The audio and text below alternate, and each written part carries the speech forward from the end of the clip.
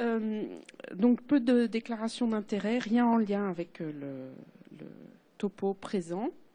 Alors, déjà, combien d'heures de sommeil vous dormez? Nous dormons. Vous avez une belle courbe de Gauss ici, où vous voyez qu'elle pointe aux alentours de 7h, 7h15. Il y a parmi nous des courts dormeurs qui dorment moins de 6 heures et des longs dormeurs qui dorment plus de 9 heures. Donc une répartition gaussienne. Alors, les positions que nous allongeons tous pour dormir en général, et la position la plus fréquente est la position en décubitus latéral. Il faut savoir que nos malades, on les met quand même souvent sur le dos et que c'est plutôt contre leurs habitudes de routine, de sommeil. Et on a besoin de beaucoup de routine pour bien dormir. Le sommeil normal n'est pas homogène. Il est partagé à 75% dans un sommeil qui est lent dans le sens où les ondes cérébrales sont ralenties. On est dans des fréquences θ et delta. Et ce sommeil lent lui-même est partagé en sommeil lent léger qui occupe plus de la moitié de nos nuits et en sommeil lent profond où prédominent les ondes delta, qui est extrêmement récupérateur et qui est vite détruit si on fragmente le sommeil ou si on fait des apnées. Le sommeil profond est celui dans lequel il est très difficile de se réveiller et je suis sûre que vous l'avez tous eu en garde. Quand on a un réveil en sommeil lent profond, on a une tachycardie, une confusion mentale et on met du temps à réaliser qu'il y a eu un coup de téléphone et à répondre à la question de l'infirmière. Toutes les heures et demie, on présente du sommeil paradoxal qui représente un quart de la nuit et qui est un sommeil dans lequel le cerveau est plus activé mais le corps est plus profondément endormi et moins réactif. C'est dans ce stade-là qu'on a le plus de rêves, bien qu'on en ait dans les autres stades. C'est là qu'ils sont en tout cas les plus fous et les plus déjantés. Alors au cours de la nuit, on va alterner ces différentes phases de sommeil sous la forme de cycles. Vous avez ici les heures de sommeil, de 22 heures à 8 heures du matin, et en ordonnée, l'éveil, le sommeil lent léger et puis le sommeil lent profond. Le sommeil paradoxal est là. Quand on éteint la lumière et qu'on est en manque de sommeil, on s'endort très vite dans le sommeil léger, puis on va faire une première phase très prolongée et très stable de sommeil profond, et ensuite une petite phase de sommeil paradoxal. Et au cours de la nuit, on a fini ainsi le premier cycle de sommeil. Au cours de la nuit, on va faire 3 à 5 cycles, ici 5 cycles de sommeil. Ils se ressemblent, ils ont tous du sommeil lent suivi de sommeil paradoxal, mais ils ont quelques différences dans les quantités. Le sommeil profond est le premier qui est récupéré dès le début de la nuit. Et vous comprenez pourquoi un éveil, alors qu'on dort depuis 30-40 minutes, va tomber en sommeil profond. Et le sommeil paradoxal est court en début de nuit et très long en fin de nuit. Si la personne reste au lit et décide de faire une grasse matinée, elle va enchaîner rêve sur rêve. Et c'est aussi une période de fragilité plus importante pour le système autonomique. Elle va être sur le petit matin. Alors, on dort, mais on n'est pas comateux. On peut réagir au stimulus. On a une réactivité. Et le moindre bruit, le moindre contact va déclencher des réveils très brefs qu'on ne réalise pas la nuit, surtout s'ils sont inférieurs à 3 minutes. On ne mémorise pas nos réveils intra-sommeil. Et bien sûr, on est extrêmement sensible au bruit. Et vous allez juste voir ici un patient qui dort et il va y avoir simplement un claquement de canalisation, comme il y a souvent dans les hôpitaux. Et on filme évidemment en infrarouge, en noir et blanc. Et vous voyez qu'il réagit immédiatement au taquet, prêt à se défendre. Donc on a quand même un système qui est prêt à réagir, parfois un petit peu trop, sur un réveil. Un simple contact, vous avez ici un couple qui se filme la nuit, par le conjoint qui se gratte ou qui se retourne. Voilà, il va légèrement toucher son épouse et immédiatement, elle réagit. Bon, il se trouve qu'elle est par ailleurs somnambule, donc elle va démarrer des comportements confus. Vous voyez qu'on est quand même très réactif au contact, au bruit et évidemment aux stimuli internes, reflux gastro-œsophagien, apnée, ronflement fort, etc. Alors, il y a des gens qui dorment à côté des autoroutes et qui disent « j'entends plus les voitures ». Alors c'est vrai, ça ne déclenche plus de petit réveil cérébral, mais ça continue à déclencher une tachycardie, une réaction, ici sur un passage d'avion. Donc tachycardie, bradycardie, ici sur un passage de train et puis là de voiture. Autrement dit, on ne s'habitue jamais aux stimuli extérieurs. La longueur du réveil va être moins longue, mais le corps continue à réagir et il réagit toujours sur un mode autonomique, donc de stimulation sympathique. Le sommeil est un moment de fragilité pour les animaux et les êtres humains parce qu'un certain nombre de réflexes vitaux sont émoussés quand la personne dort. Le système le plus fragile pendant le sommeil, c'est le système respiratoire. D'une part parce que la réponse au gaz carbonique varie pendant le sommeil. Vous avez ici des taux croissants de gaz carbonique dans l'air inspiré, et la ventilation minute. Et vous voyez qu'en éveil, il y a une pente de réponse qui monte d'autant plus que la PaCO2 monte. Eh bien, pendant le sommeil profond, le seuil de réponse est décalé et on réagit à une pression de gaz carbonique plus élevée et la pente est émoussée. Et ce réflexe est encore plus émoussé en sommeil paradoxal.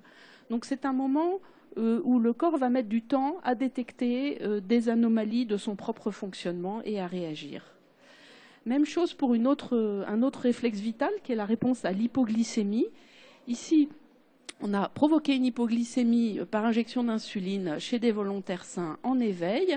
Le temps de l'hypoglycémie est ici à 0. Et on mesure la réponse en taux d'adrénaline plasmatique. Vous voyez qu'elle démarre tout de suite dès que l'hypoglycémie arrive, avec une forte réponse. Alors que si on fait la même chose chez un sujet endormi, ici, il va mettre 30 minutes à répondre à l'hypoglycémie et il va répondre de façon extrêmement émoussée. Donc un moment de fragilité. Alors, au-delà de cette fragilité, le fait de manquer de sommeil a des fortes conséquences sur notre fonctionnement dans la journée. Alors, on le sait depuis longtemps, en ayant privé des pauvres rats de sommeil totalement sur des systèmes un petit peu complexes où ils dorment sur une espèce de tourne-disque qui est dans une cage. Au fond de la cage, il y a de l'eau. Et dès que des ondes de sommeil apparaissent, la plateforme se met à tourner. Et pour rester dessus et ne pas tomber dans l'eau, le rat est obligé de marcher. Donc c'est une espèce de contrainte, de torture pour ne pas s'endormir, sinon il tombe dans l'eau. Et donc avec ce système-là, on peut priver les animaux totalement de sommeil. C'est ce qui a été fait ici. Les premiers animaux meurent au bout de 10 jours de privation et les plus résistants au bout de 30 jours. Et si on prive spécifiquement de sommeil paradoxal ou de sommeil lent profond, ils vont vivre entre 15 et 60 jours suivant la résistance des animaux. Ils meurent dans un état de cachexie avec des ulcères sur la peau et une très forte stimulation adrénergique. Alors, pendant longtemps, donc on voit bien que la privation totale, c'est extrêmement dangereux. La privation partielle a fait l'objet de recherches plus récentes. Elle est plus proche de la vie quotidienne. Et la première chose qui a été montrée, c'est qu'il y a des conséquences métaboliques quand on ne dort pas assez. Alors ici, chez des volontaires sains, on les fait dormir 4 heures pendant 5 jours. Et puis, ça, c'est la période de dette. Et puis, on les met ensuite en récupération de sommeil. Et on mesure sur un clan glycémique leur réponse au glucose intraveineux. Et comme vous pouvez le voir, l'air sous la courbe est bien plus haute en privation de sommeil qu'en récupération, avec une baisse de la tolérance au glucose et une augmentation des taux de cortisol et d'adrénaline. Les mêmes expérimentateurs se sont aperçus au bout de 2 jours qu'ils explosaient leur budget de nourriture en privant des volontaires sains de sommeil. Et en particulier, quand ils proposaient, puisqu'il y avait des buffets avec toutes sortes de choses, des bons poulets rôtis, de la salade, des snacks, que les personnes en privation de sommeil, volontaires sains, se jetaient sur les snacks, c'est-à-dire les choses sucrées et salées, une espèce de consommation hédonique, rapide, et pas du tout les bons poulets rôtis et les salades. Donc on sait que dormir moins augmente l'appétit, autant sur la leptine que la gréline, et donc modifie le métabolisme de la personne sur ici c'est 5 jours à chaque fois, sur une réduction chronique plus prolongée des temps de sommeil, on voit apparaître de l'obésité, et là il y a à peu près 20 études d'épidémiologie qui corrèlent très bien le manque de sommeil au poids dans la population. Le troisième effet de la privation de sommeil, c'est l'immunité qui est altérée. Ici, c'est des personnes qui ont été vaccinées tout en même temps contre la grippe et on va surveiller leur taux de montée d'anticorps entre le 1er jour et le 10e jour chez des sujets privés de sommeil ici et chez des sujets contrôle non privés de sommeil. Et vous voyez que la fabrication, la montée des taux d'anticorps est décalée et diminuée par rapport aux sujets sains. Donc il y a une altération de l'immunité. Enfin, en matière respiratoire, l'endurance contre les charges inspiratoires est modifiée. Vous avez ici le sommeil normal, là la privation de sommeil. Et vous voyez que les pressions ici par minute sont diminuées chez les personnes saines privées de sommeil. Alors vous imaginez chez des sujets fragiles. Enfin, le manque de sommeil altère nos capacités cognitives. Ici, c'est des papiers un peu anciens où les personnes étaient privées, comme vous pouvez voir, jusqu'à 183 heures de sommeil. Je vous laisse calculer combien de jours et de nuits ça fait sans dormir. Ce qui apparaît tout de suite quand quelqu'un manque de sommeil après une nuit blanche, c'est un trouble de la perception visuelle, ici, qui est croissant, et qui consiste d'abord à ne pas voir les obstacles latéraux, les choses latérales. Il y a une espèce d'hémianopsie bitemporale qui apparaît. Et elle est parfaitement reconnaissable chez les conducteurs qui sont en manque de sommeil, puisqu'ils vont avoir des déviations latérales de leur voiture et toucher les glissières sur le côté. C'est d'ailleurs comme ça qu'on reconnaît les accidents de voiture liés au sommeil. Déviation latérale ou personne qui n'a pas freiné alors qu'il y avait un obstacle devant, aucune trace de freinage. C'est généralement de la privation de sommeil. Il y a une désorganisation cognitive plus complexe que juste visuelle, un temps de réaction qui est plus long, plus d'erreurs, des troubles du jugement. L'exemple que je prends toujours, c'est ce conducteur de camion qui me dit « Je sais quand je suis limite au niveau manque de sommeil, c'est quand je m'arrête à un stop et que j'attends que le stop passe au vert. » Donc il peut attendre longtemps. Tout ce qui est un petit peu exécutif, sous-cortico-frontal est altéré, la capacité à prendre des décisions. Alors les militaires travaillent beaucoup sur ça parce que si l'état-major prend les mauvaises décisions alors que ça fait 4 jours qu'ils bombardent nuit et jour, ça va faire des erreurs.